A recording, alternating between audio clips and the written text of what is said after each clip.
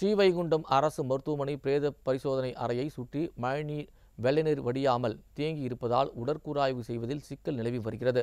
கடந்த டிசம்பர் மாதம் 17 மற்றும் 18ஆம் தேதிகளில் பெய்த கனமழையினால் ஸ்ரீவைகுண்டம் அணைக்கட்டு அருகே ஆட்டோரம் அமைந்துள்ள அரசு மருத்துவமனையின் பிரேத பரிசோதனை அறையை மழை வெள்ளநீர் சூழ்ந்தது.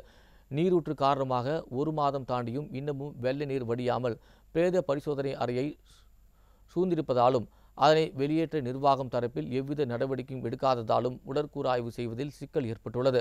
சந்தேக மரணங்களில் பிரேத பரிசோதனைக்காக திருநெல்வேலி மற்றும் தூத்துக்குடி மருத்துவமனைக்கு அனுப்பி வைக்கப்படுவதால் கிராம மக்கள் அலைக்கழிக்கப்படுகின்றனர்.